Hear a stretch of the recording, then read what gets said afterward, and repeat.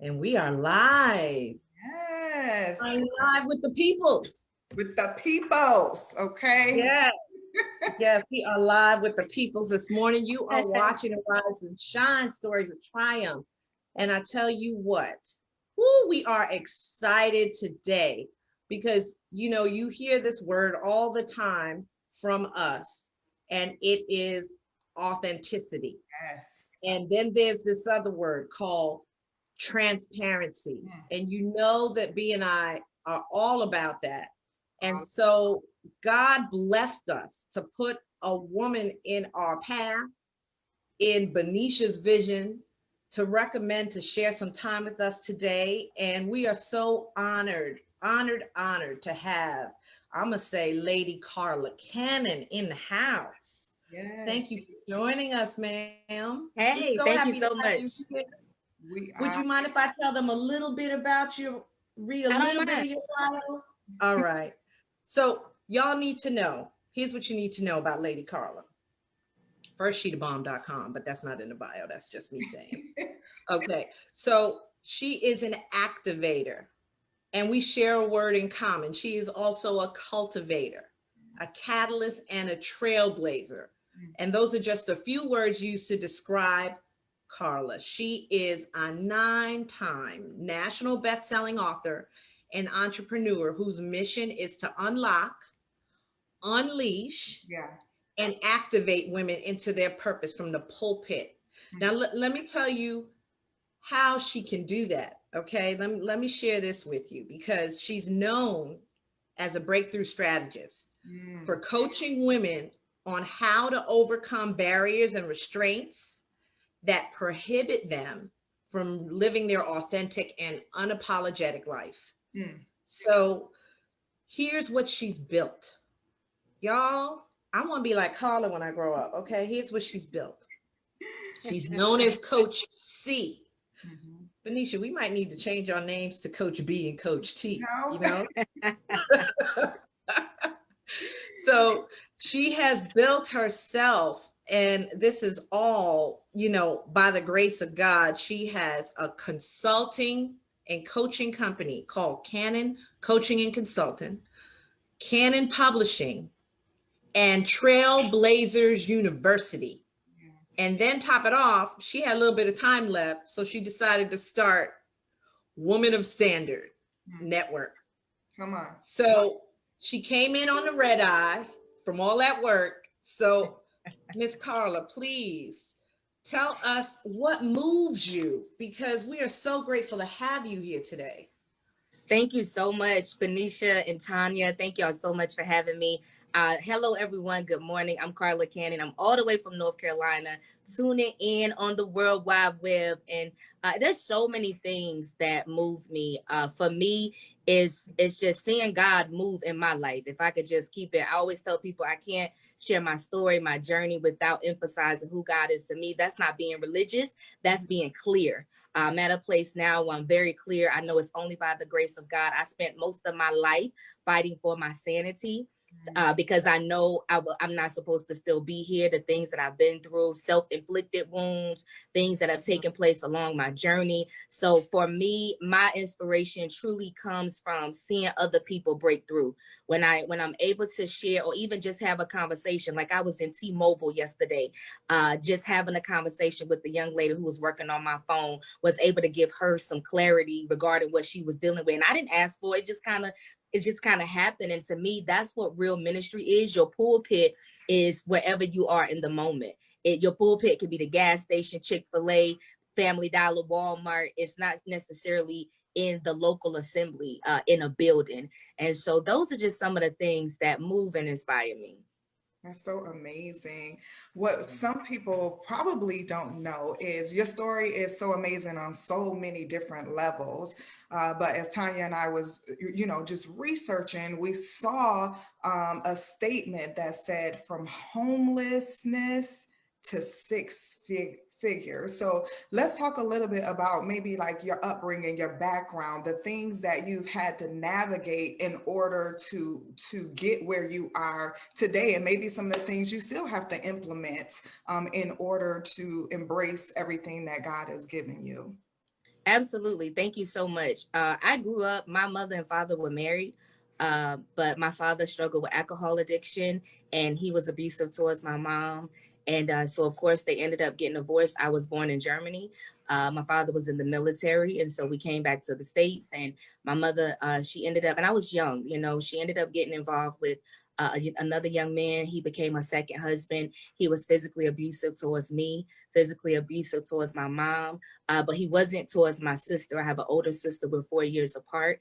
And so what I endured was very detrimental to me from the ages of 5 to 8 years old while my mother was in that relationship, you know, because thoughts of my father as a young girl, I remember my dad being fun, loving, kind, but then I also remember the struggle with alcoholism. I also remember waiting for him to show up and he never showed up. I also remember him going to prison, you know, getting dishonorable discharge from the army for alcohol. Just everything was alcohol. He lost a lot because of that addiction. And the only reason, and I'm sharing these things, I've shared them before. Sometimes when you share your story, other people's stories are connected to yours. So even when I decided to step out and write my first book in 2013, I talked to my mother first and I was like, Ma, I got to share about this abuse. This is what God is leading me to do. Your story is kind of connected to mine a little bit. And grateful to God, my mom was like, babe, listen, you do what God is telling you to do, what God told you to do. So this is not me putting my family on blast. I only share from a place of healing, from a place of clarity and insight and transparency. So it's nothing new for me. I just wanted to put that disclaimer out there because everybody, like we were saying earlier, Benicia, the motives of people are different. And for me, it's all about unveiling myself so that other people can understand, yo, you're not by yourself. So that situation, so my stepfather was physically abusive, would sit on my head and beat me. I would have to hold like pillars of like the salt. Like to this day, I do not buy the Morton container of salt, the blue thing, because I would have to hold it for hours as a form of punishment. I would have to do, you know how you do a squat, Tanya, how you go down the squat and you come back up a little bit, back and up and down, up and down. Yeah. They call that bobbing, Benicia. And so I would have to do that for hours as form of punishment. So just a lot of stuff. I watched my mother, just how he just treated her. So I grew up like, yo, and they always was fighting over money. My mother made more money. And so I developed this mindset, like, I don't want to date nobody that don't got more money than me because like, that's how I felt about that. So grew up with those daddy issues. My mom had her own stuff. She did the best she could, 2 kids, end up being a single mom again. But that emotional connection was missing. And that's, so then I didn't just have daddy issues. I ended up also with mommy issues. So I ended up on both sides of that coin. And so I became, as I grew older, I became promiscuous. I was 16 years old, technically with a live-in boyfriend. He was 21 years old at the time. I got pregnant at 17, about to turn 18. I gave birth to my daughter. And that's when clarity came. You know, I grew up, we would fight. I remember just being angry, even to go back. And my story has so many layers, so I don't want to get stuck in it, but I do want to provide clarity to answer your question. Even as a child, before the teenage pregnancy and the other issues, I had labels placed on me. I was placed in behavior modification classes. I was told I was ADHD. I was told I was behaviorally, emotionally handicapped. So I grew up with so many layers, you know, labels and so many layers of pain. And nobody really dealt with anything in my family. It was like, just move on. You know, at one time there was a question of, well, who is your daddy? I grew up hearing another man's name all my life. So I can that's why I got so many resources, because it's like I share different parts of me in these different stories. But the homelessness part, let's fast forward. So I got pregnant, gave birth to my daughter and all of that. So that's a whole nother conversation, because here I am responsible now for this life.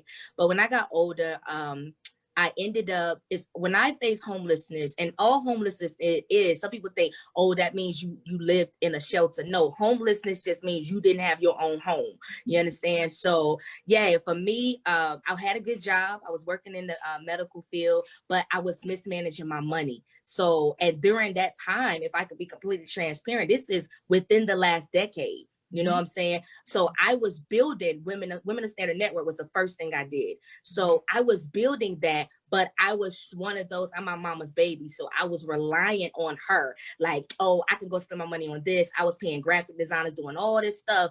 And I was like, oh, my mom, she'll do it. She'll take care of this. I can put my money towards that. She'll pay this light bill, because that's how I was raised. Wasn't until I was like 31 years old where I no longer needed financial support from my mother. You know what I'm saying? So the homelessness came because I didn't have the money. And I remember my rent was $500 at that time, and I was struggling. I didn't have it. And so my best friend at that time, she offered for me and my daughter to come live with her and her husband, but I didn't feel comfortable. I've always been an advocate for sisterhood. I didn't feel comfortable because me and her husband worked the same shift, which was day shift, and she worked night shift. I didn't feel comfortable being in the home with him alone. I didn't know him. I knew her. So she was like, well, I got a cousin. He has some type of chronic illness, and he lived in the same neighborhood. She was like, he could use somebody. So we ended up staying there for like 3 months. And I remember I always would identify it as I lived with a stranger for 3 months of my life, but he turned out to be an angel,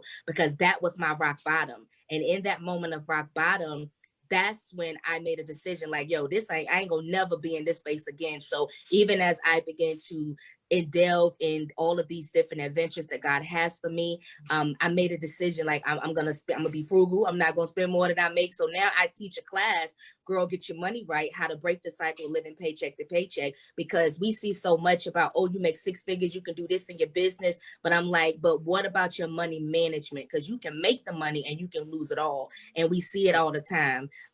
So there's so many layers to my story. I don't want to get that Erykah Badu spirit and go on and on and on and on, but it's so much church girl, it's just all of that. But that's the synopsis that's the origin of a lot of my pain. And that's in a nutshell, my journey. Power packed. It is power packed. It is. And the discipline involved, first of all, the humility involved to say, I put myself here. Yeah, I did. Right. That was huge, because that's why I talk about unmasking, because there's so many women walking around right now and they don't want to take ownership. You have to own your mess. You want to own it when it's cute. That's so right. Why don't you own it when it's messy? Right. And that's like the first, it's kind of like the 12-step programs. Before anything happens, you have to say, guess what? Hey, my name is Tanya Blackwood. Right. And I deal with anxiety. But I've learned how to be the master over it. Right. But if you don't come out your mouth and say what you're dealing with, that's the first step to healing. So I'm so impressed with that. And you taught your daughter by your actions, how to be a humble person, as well as how to fight. So I'm sure she's got mama's fighting spirit. Thank you. Yeah, and I taught her to take responsibility. Like, my daughter's 18 now, she's in college, and I that's the thing we would get into. I was like, you make a lot of excuses. I'm like, listen, life ain't like that. No matter what happens, you got to take responsibility and don't give your power away. Like, I remember being in T-Mobile yesterday. Before the young lady was helping me, there was someone in front of me, and the young lady that worked at T-Mobile, there was 2 of them. The other one, she was a little rude to the customer, and I was looking like, why she like that? And the girl that she was helping was about to match her energy. And I jumped in and was like, sis, we're not matching energy in 2021. And then it was it was a Caucasian girl who was working at T-Mobile, but it was a Black woman who was about to, I saw sis, like I literally saw her going, you know what I'm saying? And I jumped in. Yeah, I saw it. And I said, hey, we're not doing that in 20. And I didn't even know her. Like when I say I don't have this motto of I'm my sister's keeper, I'm like, yo, I am my sister. And I understand there's a level of authority that I walk in. It doesn't matter where I'm at. And so I said, hey, sis, we're not doing that in 2021. I said, we're not matching energy. I said, don't give your power away today.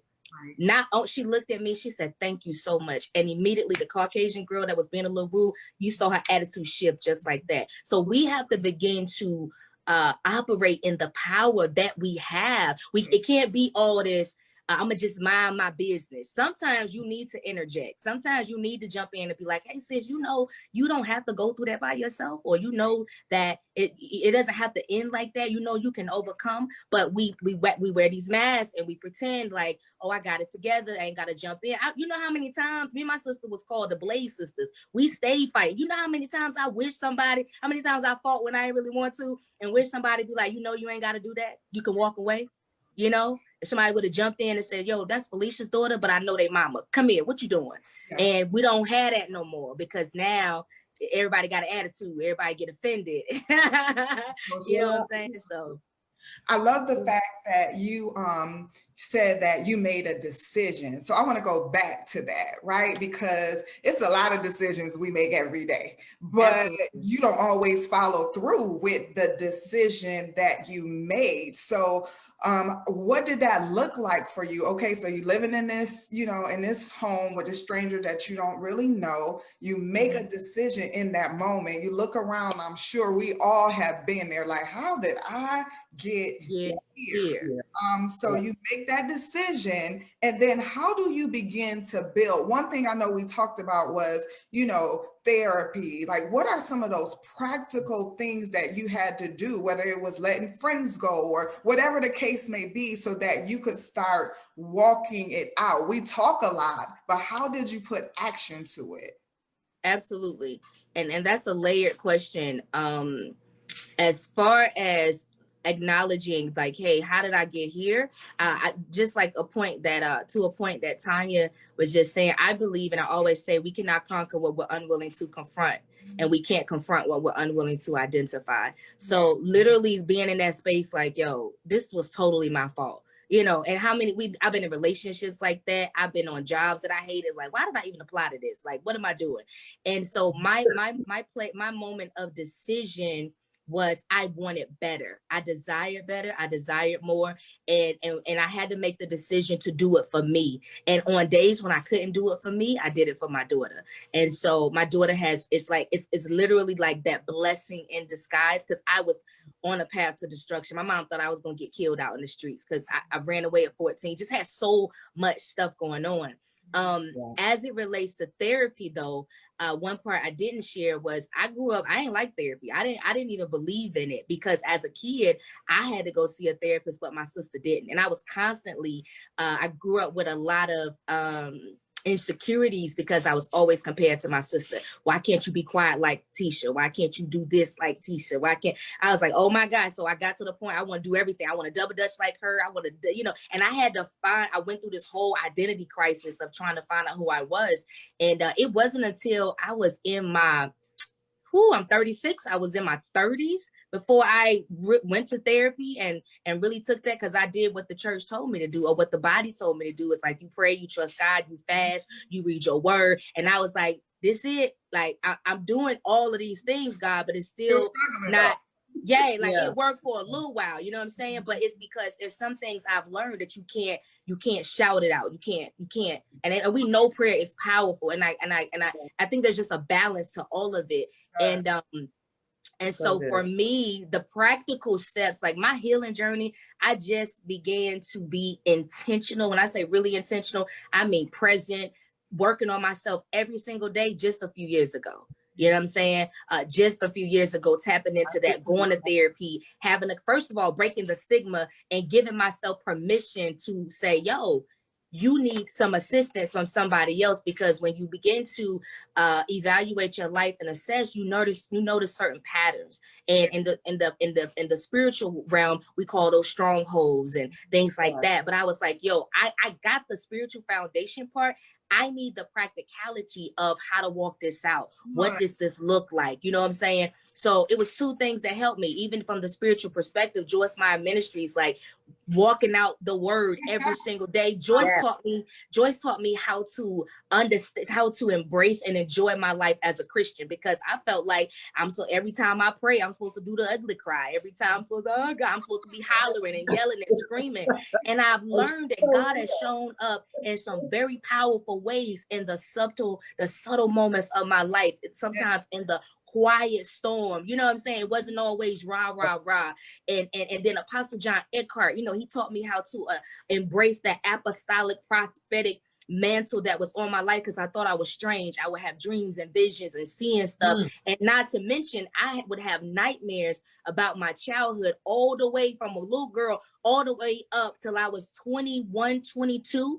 Like, I just stopped having nightmares at the age of 22 about my childhood. You know what I'm saying? So for me, it was learning. I'm intrigued by psychology, the psychology of behavior, why we do what we do, how the mind functions. So a little science, right? And I think Christians get nervous when you start talking about science, you start talking about meditation. But I believe that what makes all of it bad is the imbalance. But if we understand Christ is at the center, it's nothing wrong with studying science, because God created that. But when I live by science alone, now I have an imbalance. So the practical things, and I talk about this in my book, Life After Betrayal, practical things. The first thing is getting help. Yes. Like, and I say this so unapologetically, your pastor is not your therapist. He's there to be, or she's there to be, a watchman of your soul. But you need somebody, and your pastor may not even have time. You need somebody that's what they do for a living, where you can sit down and unpack. You know what I'm saying? Yeah. I like Erykah Badu, bag lady, you gonna hurt your back. You know what I'm saying? You gotta unpack that stuff. That load get heavy. And a lot of us, we look upright and we got our mascara in our hair and we looking all good, but we are bent over and burdened and broken in the spirit. And so you gotta start unpacking that stuff. My story has so many layers to it. There's never been an interview where I was able to go from, it's impossible, because it's so many layers.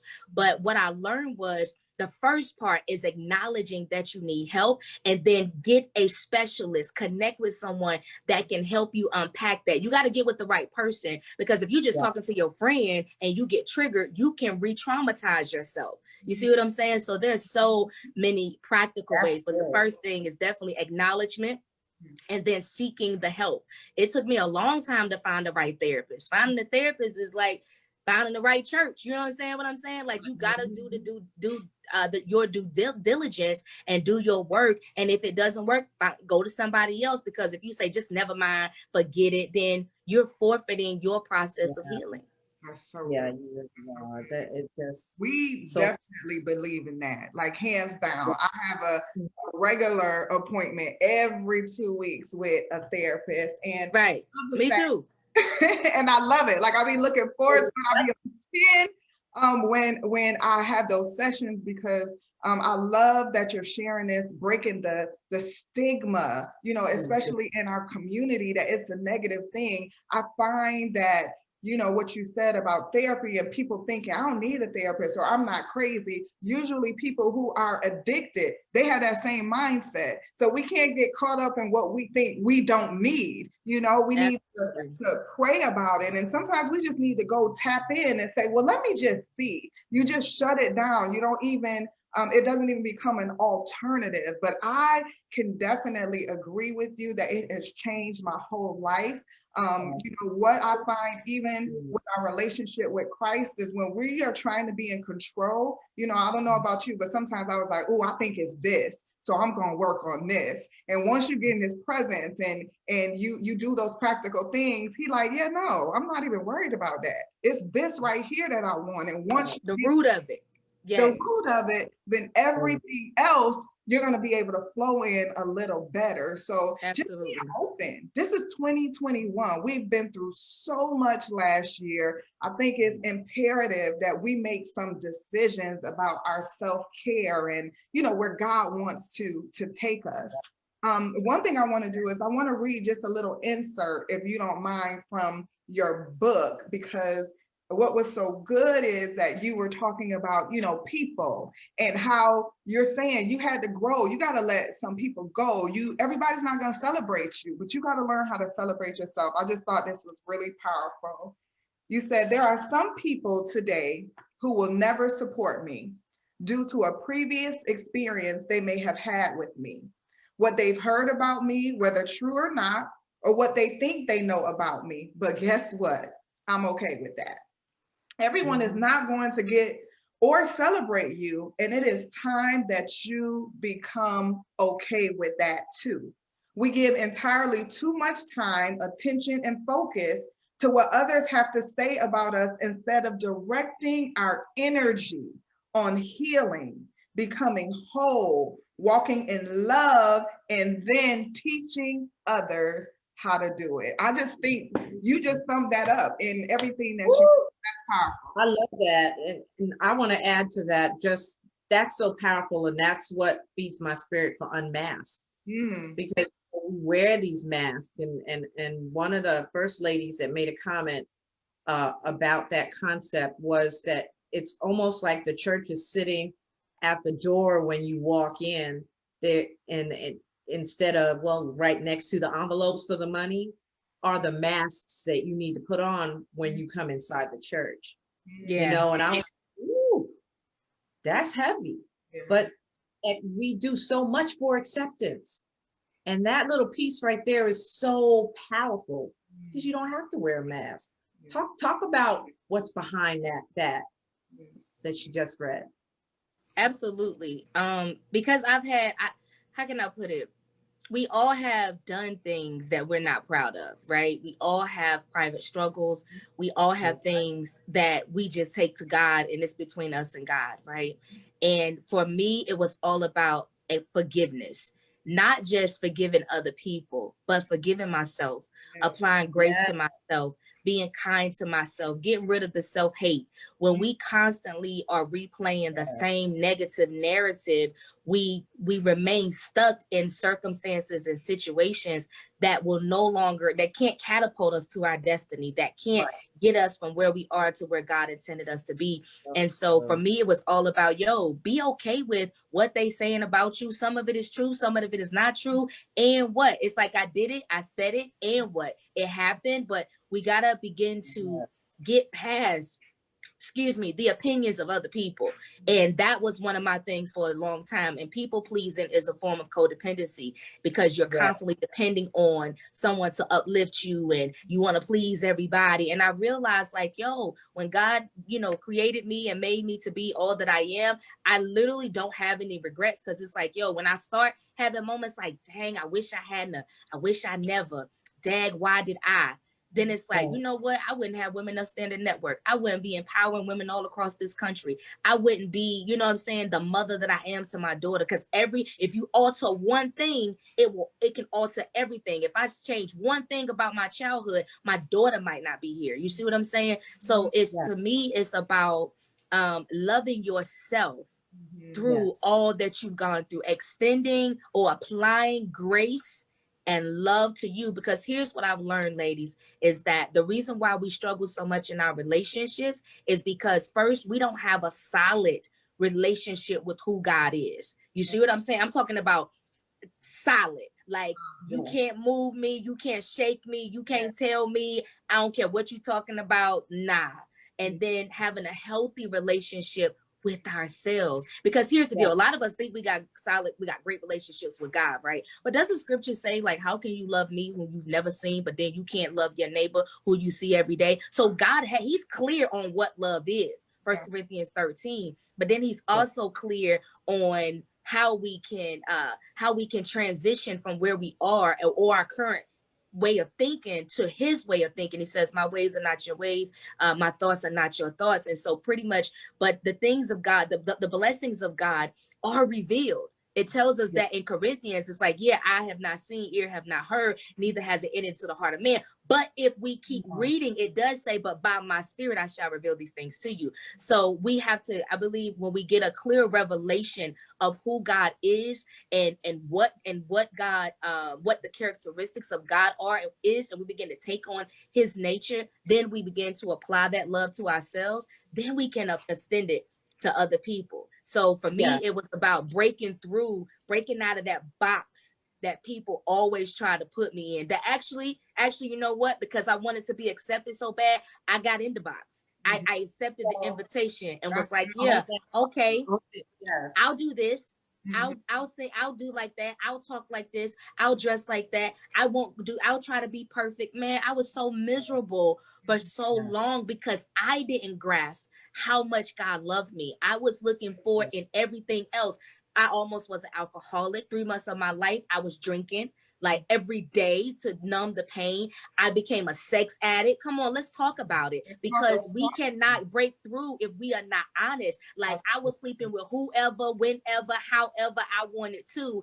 And when I got done, there still was an emptiness. And on top of that, a level of filth that I felt. So I couldn't just wash some of those things off. I know I should be HIV positive. I know I should have diseases that come on, because if we don't like, we don't like to be honest. When you don't love yourself, you do things, you say things, you allow things because you don't know who you are. And so all of those things led me into the arms of safety. I grew up in the holiness church. I knew how to pray.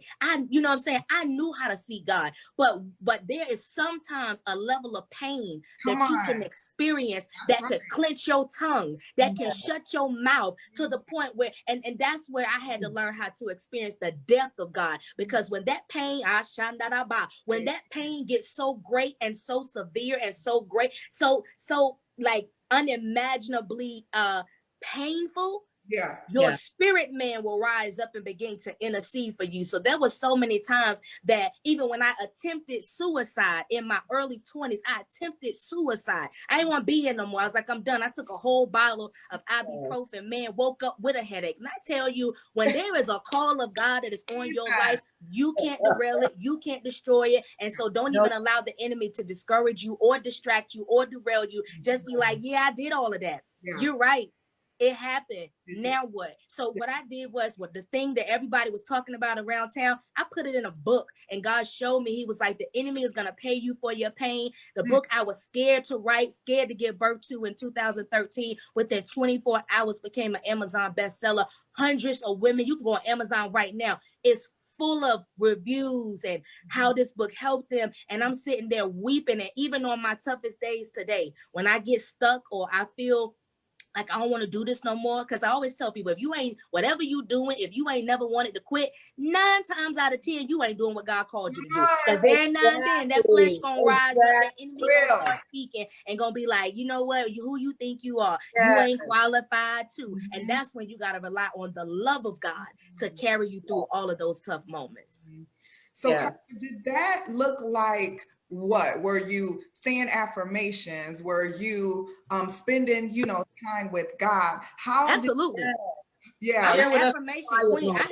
I am all about affirmations. Some people that's been following me for a long time, some things about me is not going to change. My style might switch up. I might shave my hair, but some stuff is just the same. My level of transparency and authenticity, things, boldness, right? But even, I'm pointing this way because that's what my bedroom is. But today on my mirror, I still declare and decree over my life. I have sticky notes. I love stickies. That Post-it notes is my thing. And it works because here's what I learned. So declaring and decreeing, and I start with I am. So for me, my struggles were abandonment. The areas that the enemy would fight me in was my identity, right? So who I'm not, what I can't do, you know what I'm saying? God don't love you. You know what I'm saying? All of those things. And so mine was abandonment and rejection from my childhood. So I always start with, I am beloved, according to Ephesians 2:10. I am the righteousness of God. So it deals with all of the identity. Then I go into, I am a money magnet. I am, like before, when I wrote my first book, I put down, I am a best-selling author. Like I declared it and decreed it. So I tell people, whatever you did, whatever you had to do to break free, and if it worked, keep doing it. We stop, we get comfortable. I tell my clients and my students all the time, I'm like, yo, get those affirmations, get your vision board, not just the vision board, but the strategies that go with it. I take them a step further, but I'm like, yo, put it somewhere where you can see it and declare it and decree it every day, even on your good days, right? Even on the days where you like, I'm good today though. Why I need, because I believe, even as the word of God says, the Holy Spirit will bring all things back to your remembrance. When you fill your cup on those days that you're good, on those bad days, your spirit man that I was just talking about will speak back to you and say, what you doing? You are the righteousness of God. You are the seed of Abraham. I've never seen the righteous forsaken, nor his seed begging bread. What you doing down here? You are accepted and loved by God. You are creative. You can do all things through Christ which strengthens you. So affirmations, definitely. Having courageous conversations, building community is also a plus. We live in such an isolated society, like everybody want to save face. It's like, oh, I don't want nobody to know what I'm going through. Sis, bruh, step out of that spirit of pride. Somebody else has what you need, and guess what else? You have something that they need. So it's a level of we got to be open and honest about what we're going through. And I'm not saying with everybody. You see what I'm saying? Because I've been betrayed by people in church that wore titles, that went and shared my secrets, thinking that they was gonna make me look bad, and all God did was elevate me from it. You see what I'm saying? So things like that, affirmations, building a healthy community, even in the books that you read, who you follow on social media, what you watch on YouTube, what you listen to on podcasts, all of that has to do with reframing the way that you think, reframing your mindset and the conversations that you have. You know, I believe that whatsoever is in us, whatever we speak about, flows out of, you know, the abundance of our heart. The Bible says, out of the abundance of the heart, the mouth speak. So if you filling yourself with positivity, you're going to constantly give birth to positivity, because that's what you're putting on the inside of yourself. So I think it's multiple things that can work. I'm like on 10 because me too, on 15. You can feel the energy, you know what I mean, in the atmosphere shifting. And what I think sometimes has happened in church as a disservice is we preach to people, but we don't teach people. Yeah. And so, you know, one thing she said that was so good is that, listen, you have to know the area that you're struggling with. So I can abandonment, you know, rejection. So if I have those issues, but I'm over here in the scriptures of joy, that's cute, but that's not really going to help me get grounded, right?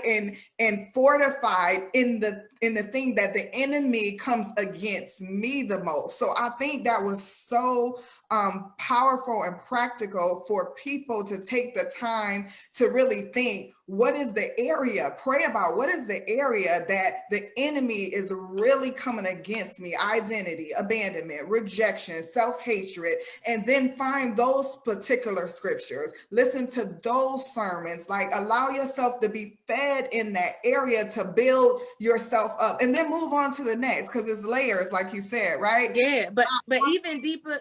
But even deeper than that, even sometimes I had to go and to understand my mother, right? Because we have the dynamics of our relationship is interesting. The love is there, but it's just interesting. To help me understand my mom, my grandmother, my mother's mother passed away when I was young, so I never knew her. To understand my mother, I had to go have a conversation with my grandfather to understand where he come from. You know what I'm saying? I had to go have a conversation with my auntie, which is my mother's eldest sister. So sometimes, again, back to the practicality of walking this thing out, you struggling with certain things, go have a conversation with your family members. This is why transparency and healing is needed in families, because we like to sweep everything under the rug. And I always say that whatsoever you sweep under the rug today, you're going to trip over it tomorrow. And it's time for us to peel these layers back and be like, yo, I'm struggling. Like, did you struggle with sex addiction? Did you struggle with alcohol? Did you struggle with this? Did you struggle? And 9 times out of 10, it's in your bloodline. So instead of us, when we begin to get clear and having these conversations and understanding that everything ain't all spiritual, some of it we gotta, okay, I got the spiritual part. I can pray. I can study my word. I can fast because I understand scripture that says this kind come only by fasting and praying. I get that. But now I need to add the psychology of behavior. I need to go back down to generations and find out why these people, it's the same patterns in my family, so that because I understand I'm a generational curse breaker, right? And when you understand that, you got to do the necessary work. So you might ruffle some feathers. I'm the feather ruffer, if that's a word. I ruffle a lot of feathers in my family because I'm the one that be like, y'all don't want to talk about nothing. Let's talk. What just happened? What are y'all doing there? Where are the Titus 2 women? We got to raise up. And then with the younger generation too, right? It's like I'm a millennial, so we got to be teachable. But then the Titus 2 women got to also unveil themselves to be like, yo, baby, I've been there. If we had more older women that would be transparent and say, baby, you ain't got to take him beating you. You ain't got to take do you know who you are? But because a lot of, I know on my end, I've seen so much settling in relationships that we can talk about everything but relationships. I don't want to talk to you about marriage. I don't want to talk. We could talk to me about business, because I'm looking at you and I don't want that. But so if we will begin to demonstrate something different to millennials or to the women and the young men and the young women in our families, we can bridge that gap from the older generation to the younger, because the older generation has something that we need to have wisdom. And what I also learned, that just because you get older don't mean you grow wiser, because some people, goes back to psychology of behavior. If you haven't dealt with your trauma, you ain't dealt with your issues, you can be a 60-year-old with an 18-year-old mind. I'm very clear about that. I get it. But, and then the younger generation has to stop acting like they know it all. You know, I get this with my daughter. I'm like, baby, you ain't been 18. You ain't been here that long. All this stuff, they, you know how all this stuff come back. She's like, Mom, this in style. I'm like, baby, Prince wore that. What are you talking about? You know who Prince is? It's back in style. It's back in style. Like that's coming back around. I got one of them in my closet. This from 19. Come here. Mom, I be like, baby, ain't none of this stuff new. There's nothing new under the sun. You know what I'm saying? So yeah, those are some of the practical things. I just think, to me, I think it's about demonstration. A lot of times we struggle with our identity. We struggle in our walk with God because we fail. Look at the body of Christ. We fail overall to see consistent demonstration of what the manifested power of God really looks like. And the experiencing the power of God is not just in a Sunday worship service or a noonday Bible study. You can experience the power of God and breakthrough and deliverance in a therapy session. Yes, you can. Like, at a traffic light, in the car. In your car by yourself. You see what I'm saying? And that's what I think God really wants to break: codependency and the spirit of idolatry within the church. We become so codependent on, well, I can't wait to get to church. And so God shut all the churches down. He's like, yeah, you ain't got no choice now but to seek ye first the kingdom of God and his righteousness, and then all of the things to be added. I just believe God really, he craves relationship with us. It's like, yo, you don't have to go through the prophet to get to me. I sent Holy Spirit as your helper. You can talk directly to me. There's this girl, I was on Clubhouse, and this baby was just really crying her eyes out on this line. And I tell people all the time, when your spirit is wide open, you got to be careful because everybody's food ain't cooked well. You understand? Everybody don't cook their meat all the way through. You understand what I'm saying? So half right doctrine is still wrong doctrine. And so I slid in her inbox and I was like, listen, you be encouraged, man. And I told her, I said, God hears, he knows your voice.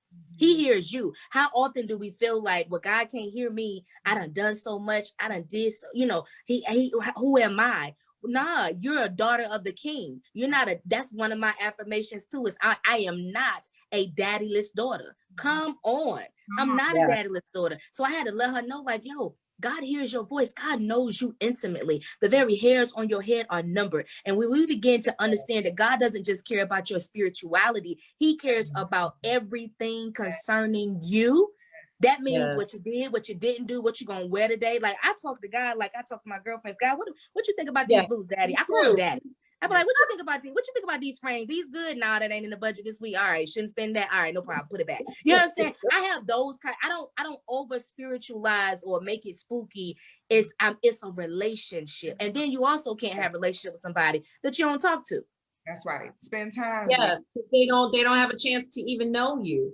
And I wanted to ask a question about this amazing woman that you are, and the transitions and things that you've been through and the bumps in the road.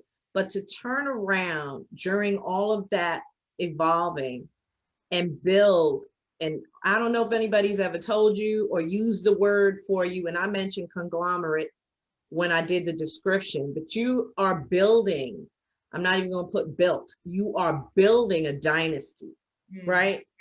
And a lot of us women entrepreneurs, CEOs, the ones that are in startup, the ones that have been in the game for a minute, sometimes get lost between the connection of being a Jesus CEO and playing CEO. Can you talk to us about what it takes and how much God moments you have in the process of building what you've built?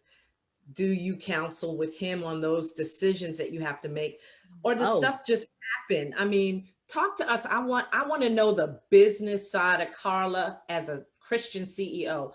Talk oh to me yeah. about it, 'cause it's hard, and people Thank think you. it's I'm very passionate. I'm very passionate about healing, business, making your own money, all of that, experiencing freedom, like overall.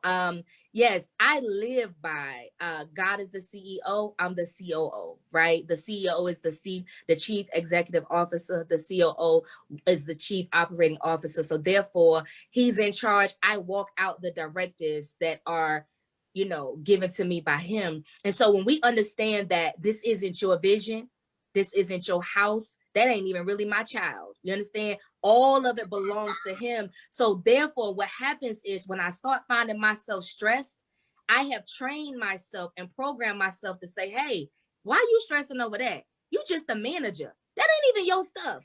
What are you doing? Reposition you. When I start, what I'm saying, when I have to make team changes or, I get ideas, I don't just rely, I don't trust myself to that point of I got this figured out. Oh, I've been doing this 10 years because this is my 10-year anniversary as an entrepreneur this month. I'm like, oh, I've been doing this. I could do this in my sleep. That's arrogance, pride. I ain't got time to be yes, losing everything I built because I done got a haughty spirit. I done got puffed up. So I yeah, seek God. Actually, if I can be clear, I feel like God deposits vision into people that he can trust. I don't even want to put all of this like I feel like I didn't ask for it. Like I be asking him to turn it off. Like, can I go to sleep tonight? Like, I don't want to think about no Titus 2 Bible study that you want me to do. I don't want to think about this. I just want to go to sleep.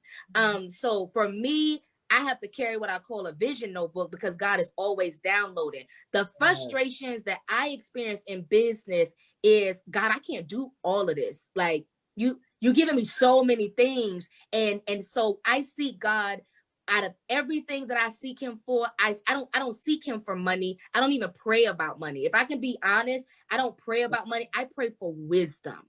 I literally, because I believe God, if first of all, keep my heart right. Because if my heart is right, Matthew 6:33 is my life foundational scripture. Seek ye first the kingdom of God and its righteousness, and all other things to be added. To me, all means all. All covers my relationships, my health, my money, my business. It covers everything. So I believe that God downloads, like I said, vision into people that he can trust. So I do experience frustrations, but when I do, I have to remind myself that, yo, this is God's thing. And so when I get ideas, I sit down and I be like, okay, what you want to do? How you want to do this? And God has me in a place now where it's back to the basics, where it's just me and him.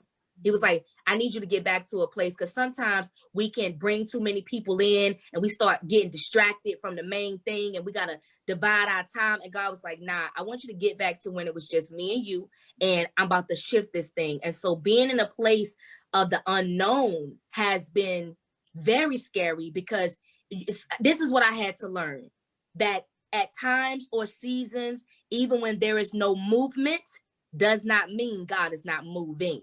Right. I had to learn that, because I've had very calm and quiet seasons of my life where one minute I'm jumping, 2020 set all of us down. That's my first year in a long time that I ain't been on a plane. I'm like, I ain't been nowhere. But God had to teach me, Tanya. He had to teach me in 2017. I was, 2017, 2018, 2019. I can even go back. I was booked. I was going. And God sat me down. He was like, you starting to think, you starting to believe the hype. Let me sit you down for a minute. Come here, let me holler at you. He like, come here, let me holler at you, because I know you booked and you busy, right? You booked and busy. I get that. He said, but you starting to get this thing confused. You starting to find your worth, your WORTH, in your WORK. I got 12 books. There's a reason why only 9 of them or 10 of them became bestsellers, because in 2 of them, God he showed me something. So if you never write another bestseller, what that mean? What you wrote won't good? If you never get asked to speak on another platform, what, you not gonna use your voice? You know what I'm saying? So he had to reposture me, because that's why I pray for itinerant preachers that's always going, always they here, there. I pray for that, because I'm like, if we be realistic, when do you really have time to get in his presence? Because you always going. Yeah. And to me, that's a red flag. You done had life happen, this done happen. And so sometimes God he'll shut some things down or allow some interruptions that really become divine intervention so that we can refocus. Because I just seen too many people that haven't done their personal work jumping into ministry, starting businesses. And I'm like, whatever spirit that you operating in, that's what you're gonna produce within your business. So there's so many, you know what I'm saying? Like, yeah, there's so much I can say. I'm a pause. Yeah, no, that's so good. It's so real, because I just had a conversation with another entrepreneur the other day with a level of frustration for folks that are in business and folks that play business. And the difference. And then if you imagine that God is not even in that story, then it turns into a hot mess, like you just said. It's a game for a lot of people. Yeah. And I'm just not bold enough to play with people's lives. Like, I don't have time. I know how powerful coaching was in my life, not to mention all the mentors, the pastors, the well-known, the unknown that were in my life. But coaching was so powerful in my life. It was me connected with my mentor in 2011 that was like, yo, she spoke life to me. She saw things in me that I didn't see in myself. And it was her that was like, have you ever considered, like, I love pearls. And she was like, have you ever studied the process of a pearl? I ain't thought about studying no process of no pearl. You didn't even hear about the process of the pearl. Everybody focused on the metamorphosis of the caterpillar and then the making of the diamond. Nobody really focused on the pearl. And she began to break that process. She was like, matter of fact, she didn't break it down because she made me go look it up. And I think that's why I'm the kind of coach I am today. I don't just give my clients the answer. You got to get some skin in this. You got to learn how to work. So even with coaching, you got to work. But just learning the process of the pearl, how it started out as an oyster, the irritant enters into it, and the very thing that was designed to destroy it actually gave it life. From that concept, God showed me, he said, the very things that were sent to destroy you, the very thing that tried to suck the life out of you, I have given you the power to transform it into life itself. So that's why I'm an advocate for teaching women how to own their stories, own their pain. Don't stay in the pain, though. It's like, we got to elevate. We gotta cultivate other things that's on. Cultivate the good, and the bad will be weeded out. Right. But when we just focus on the bad, that's all we give, and that's all that the energy that we're gonna receive. So there's so much regarding that. Thank you. Being busy and just finding your worth in your work, because your gifting can only take you so far. That's why we find a lot of individuals that are well known, or even on a lateral level, that have integral issues, because they haven't been able to spend that time with God so he could check you. I don't know about y'all, but most of the time when I'm in my quiet time, he's not talking about what everybody else is doing. He's telling me, you need to come up in this area, or I want you to do this, or I want you to do that. So I think that is such a good point, that we don't get so busy in the work and it doesn't become basically our identity. You are a coach, but that's not your identity. You are a renowned speaker, but that's still not your identity. Our identity is rooted in Christ, which means we have to keep that relationship intact. So that is so powerful. The other thing I wanted to go back to that you said that was so true, Carla, and it definitely unlocked something in me. I'm sure if people caught it, it did as well. When you said that one of the practical things we need to do is go have conversations. One thing that helped me do, that helped me to walk through forgiveness, because you watch people's behavior and that's what you judge them on. My dad was very aggressive. Domestic violence was, between him and my mom was horrible. I was younger, so I wasn't in the midst of it, but I still felt the brunt of it because he was in prison, and my mom had her issues from being, in domestic violence.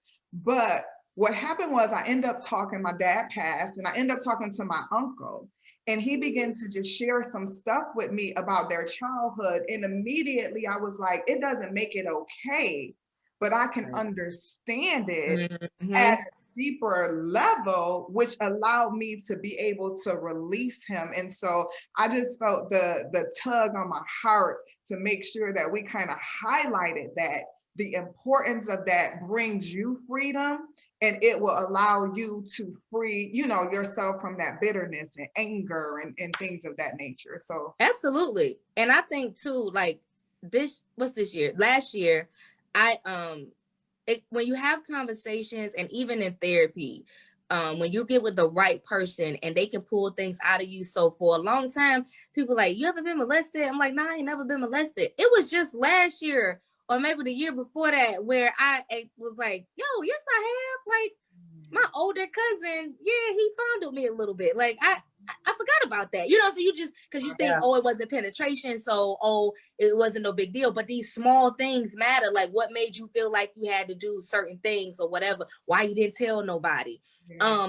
And so last year I ended up I reached out to this cousin because I started getting irritated. Once it's crazy how things can happen. It's so interesting, rather, how things can happen. Because after I had that conversation with my therapist, when my cousin started liking certain things on my page, there was a like I felt something. You know what I'm saying? So when we become more self-aware, we got to pay attention to what we feel, and not, you know, and not be still be kind to ourselves, but discover that, unpack that. What was that feeling? So I ended up, you know, nipping it in the bud because I hated how I started to feel regarding him. So I'm the type, I go straight to the person. That's me. If there's an issue with my family, I'm not gonna call the other family member. I'm gonna call that family member. Hey, what's up? What's the problem? I'm the same way in business. And so I end up inboxing my cousin, and I was like, listen, we did small talk for a minute, and then I just got right to it. I'm just like that. I just got right to it. I said, listen, I want you to know I love you. And I forgive you for, you know, the times that you fondled me when we were younger, da, da, da, da. And he just broke. And he was like, yo, I'm so sorry. He was like, we were so young. He was like, wow, that's why you always been so distant from me. And we close cousins. Like, this is not a distant cousin. You understand? On my father's side.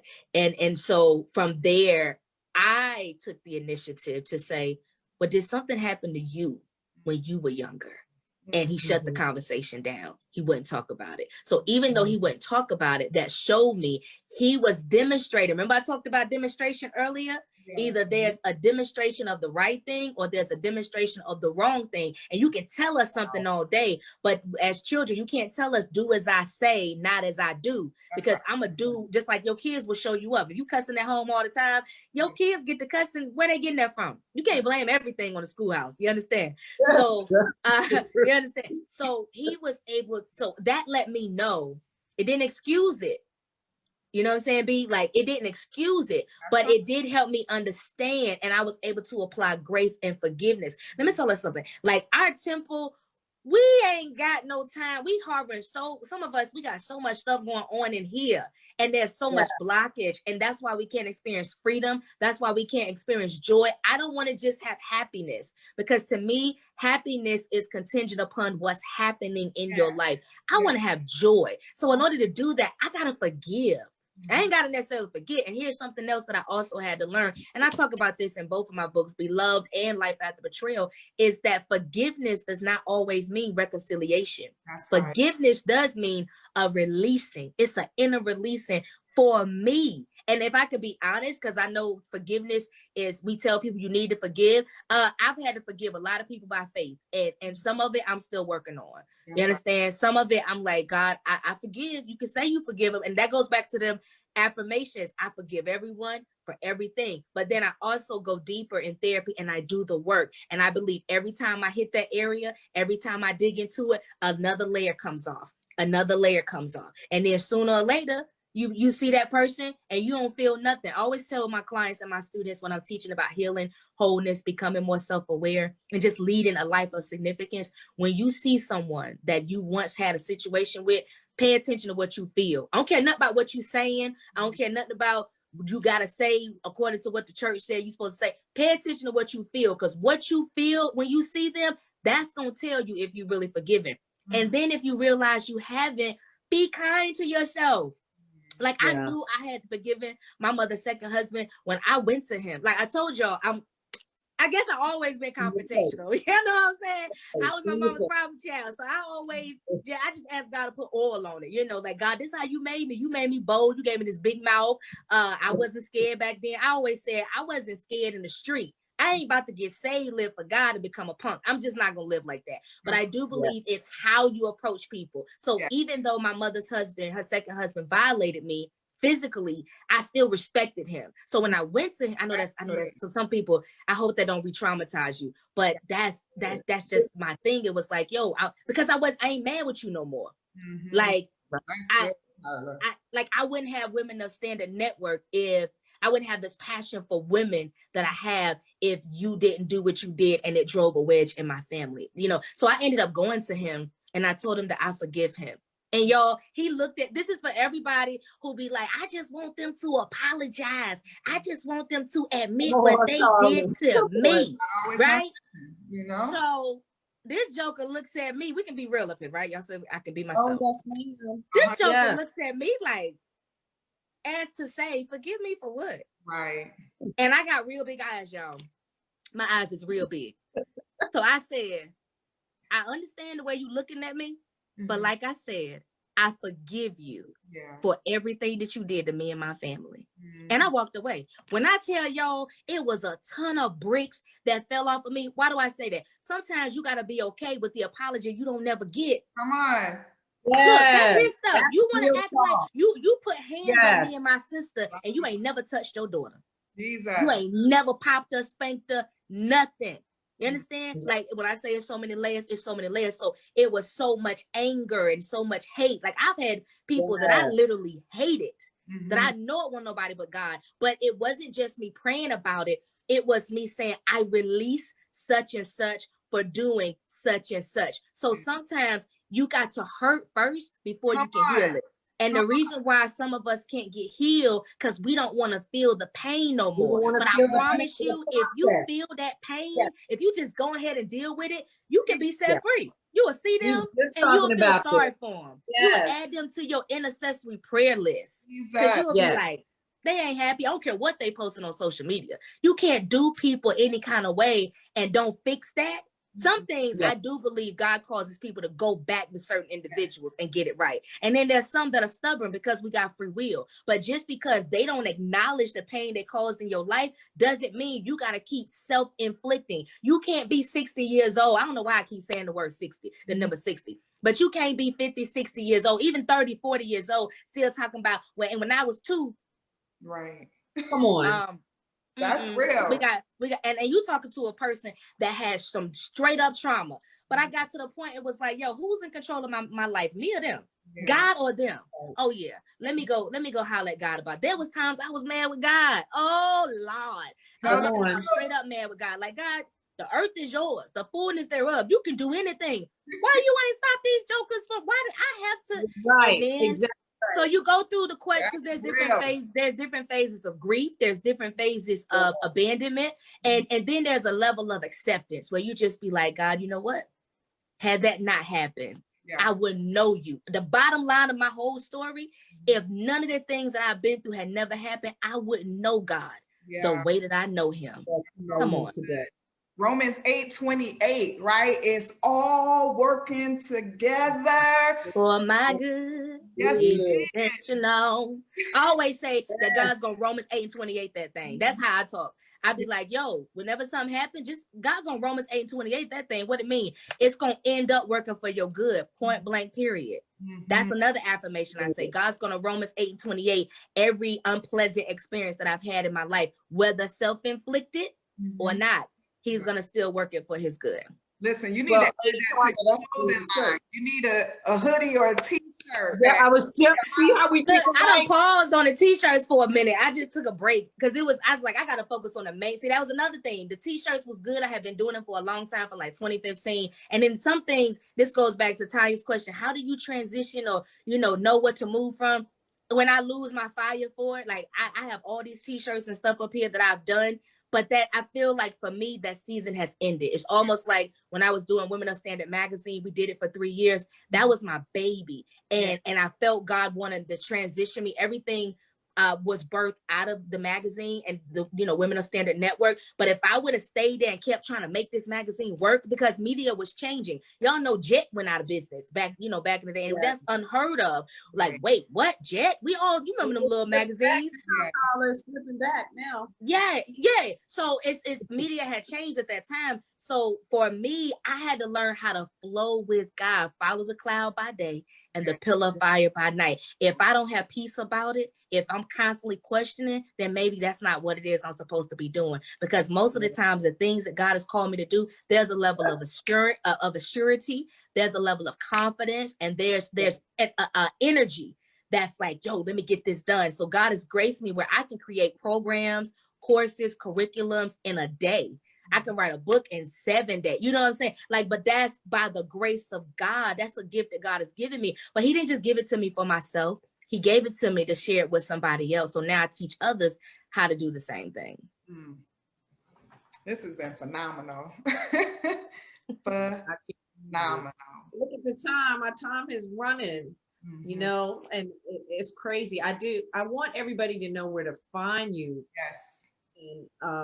And I keep calling you Lady Carla because you're just the epitome of we're getting ready to do a course, a masterclass. Benicia and I are teaching a segment called Lady Boss. And you Lady Boss, you mama, you counselor, you CEO, you Lady Boss. I have to be selfish. I want you to tell everybody where they can find you. And then I don't want to interrupt you, but first, before you do that, can you do a shout out to all us single sisters? What is a directive that you think for the single sisters, whether we're single with divorce with kids or single, never been married, single, do you have a word for the single sisters for 2021? Absolutely. I wrote a book. I wrote 2 books on singleness. A Single Woman's Focus, Every Ruth Needs a Naomi, and Successfully Single, How to Live the Life of Your Dreams Now.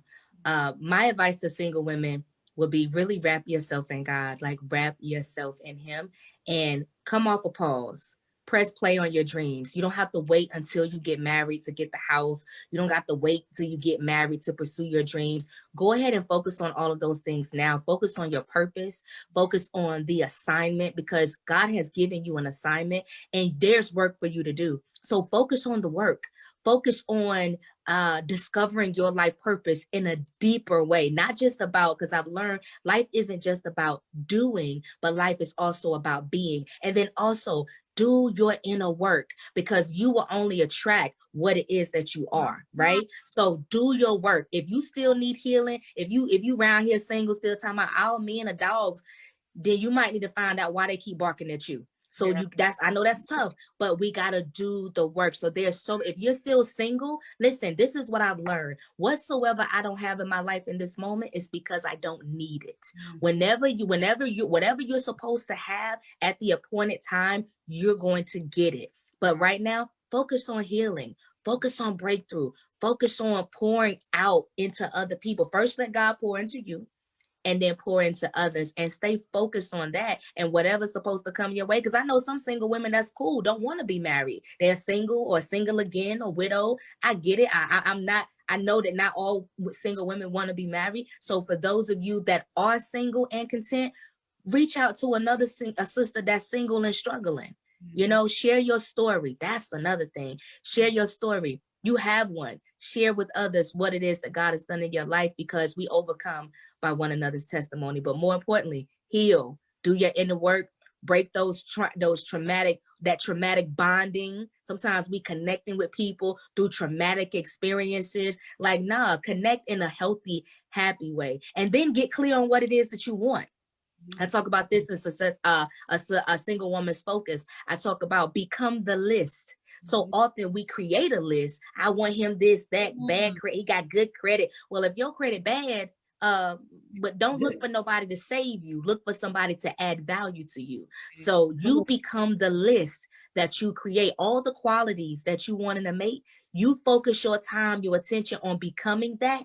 And I promise you, if that's your desire, you will attract that. That's my pearls of wisdom. for single women in this season. Thank you, sweetie. Amen. Thank you so much.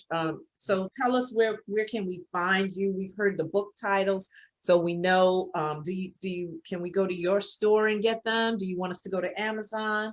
We want to do what's best for building your dynasty. So let us know what you prefer, and I know I'm about to get a couple of them. So. Thank you. And thank you, ladies, so much for giving me the opportunity to share. And conversation, doing it in a conversational way is definitely my favorite. So thank you so much. I am at Carla R. Cannon. I make it very easy to find me on all social media platforms. The ones that I use the most are Facebook, Instagram, YouTube, and Clubhouse. Those are the ones I use the most, and it's at Carla R. Cannon. And my website is carlacannon.com. You can get to all of the other stuff from that site, but just my name, carlacannon.com. And you are on Amazon as well, correct? Oh yeah, all my books are on Amazon. Yes, ma'am. Awesome. Well, we're going to encourage you to share. There was so many pearls, as Yeah. refers to, that was dropped on today that could really shift somebody's whole mindset, help with the healing process that they may be going through. So make an investment in yourself. I have the book. Tanya's getting the book, and I'm going to add some more to my collection. Her latest book is called Life After Betrayal. And listen, if you breathing today, you have gone through some sort of betrayal. So let's support her, let's share, and let's keep her up in prayer. You know, when you're doing big things, right, for the kingdom, there's all type of things that may come up. We know that no weapon formed against her is going to prosper, but we also know the prayers of the righteous avail much. And so again, we want to say thank you so much for being so open, so honest, so authentic, and willing to share. It was truly a blessing to Tanya and I, and I'm sure everyone who joins or will join the replay. And actually, I'll just do a couple of shout outs, because I can't even tell you some of the comments. Yes, I had that conversation, and he was 92. I think it was her grandfather. Elder talked about that. Precious Calling is on here. Asia, Talia, Kim. Oh, that's my crew. That's my crew right there. Asia's my client. Talia's my sister. Yes, Sandra Pinkard. And then Robert Mack. We have some brothers on the line too. Just Maria, Markelda, Twain, another Maria, a girl, and the comments and the fire. Sharonda, Newberry Fit. That's my client. Hey, they showed up this morning. Okay, supporting their coach. I love y'all. I'm proud of y'all. Yes, Robin Garcia showed up too, and Leoline Hines, and yes, we had some of our regulars, some of your diehards, and we just love you guys. We want to love on you. If I didn't mention your names, because I stopped scrolling, but we just so appreciate you showing up today, and we're going to continue through 2021 to bring you God's quality. And that's what Lady Carla is. She's an example of God's quality work. And we're going to love on you that way. Thank you so much, everybody. You have a blessed week, and we'll see you next week. We have another great guest for you next Saturday. So be blessed. Thank y'all so much. Have a good day. You too. Bye-bye.